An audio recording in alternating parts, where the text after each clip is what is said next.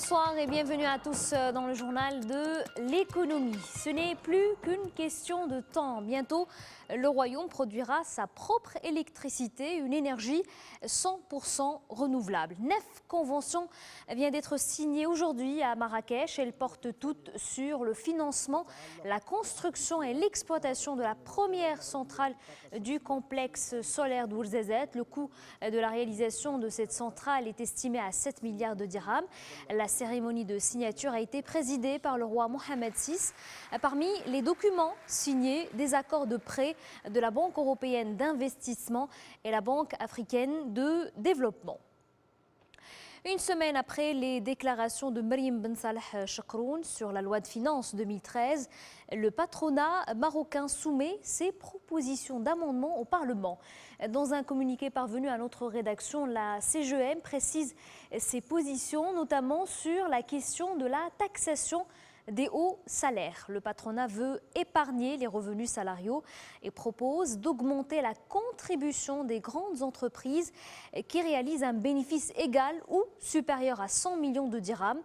Dans le même document, la Confédération patronale recommande de relever 1 million de dirhams le seuil de bénéfice pour arriver à un impôt sur les sociétés réduit, une mesure qui, selon le patronat, vise à défendre les intérêts de la PME et combattre l'informel.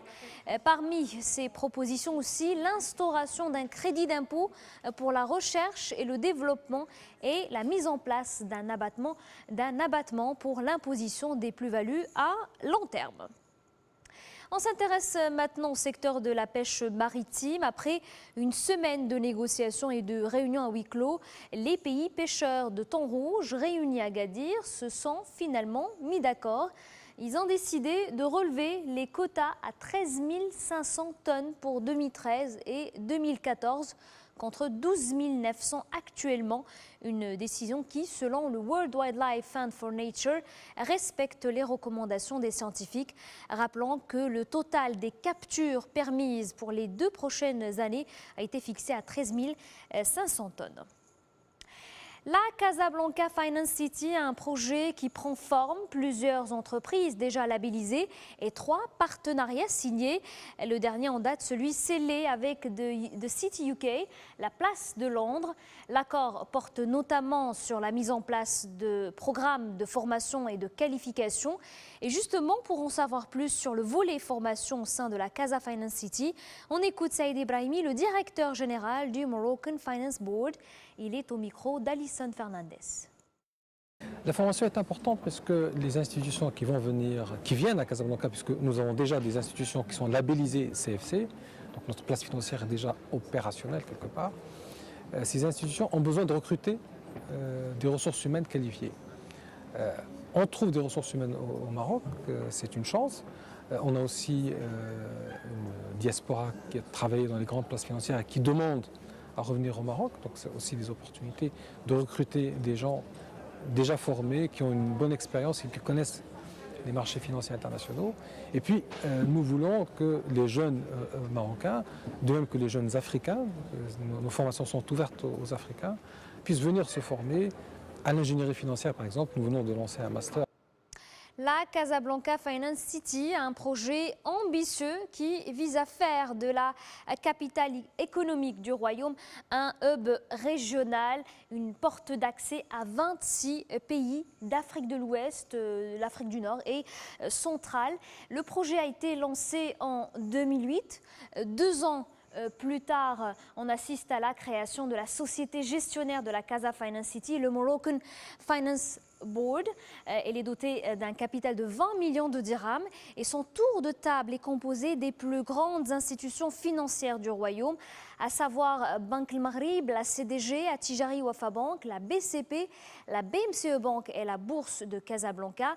Jusqu'ici, le Moroccan Finance Board a noué 3 partenariats avec 3 grandes places. Le premier signé en 2011 avec la place de Singapour. 2 accords seront scellés l'année suivante. Le premier avec Luxembourg for Finance, le deuxième avec la UK City. Direction maintenant l'Espagne, un nouveau record historique. Cette fois, ce n'est pas le taux de chômage, mais le taux des créances douteuses des banques espagnoles. Plus d'un crédit sur 10 se révèle douteux. Des chiffres révélés par la Banque d'Espagne. Ces créances douteuses sont principalement des crédits immobiliers susceptibles de ne pas être remboursés. Ils ont atteint 10,7% du total des crédits en septembre. Ce nouveau record confirme la détérioration du secteur financier espagnol. Et pourtant, le chef du gouvernement espagnol se montre toujours rassurant. Mariano Rajoy défend la politique d'austérité. Il a déclaré être conscient de la gravité de la situation, mais les mesures de rigueur mises en place par son gouvernement sont absolument essentielles. On l'écoute. Nous sommes dans une situation difficile. C'est une situation temporaire. Nous sommes obligés de prendre ces décisions. Nous espérons résoudre le problème de financement. Nous devrons encore faire face à des moments difficiles, mais je crois que nous sommes dans la bonne direction. Voilà donc pour l'actualité économique. Notre édition se termine ici. Très bonne soirée à tous sur notre antenne.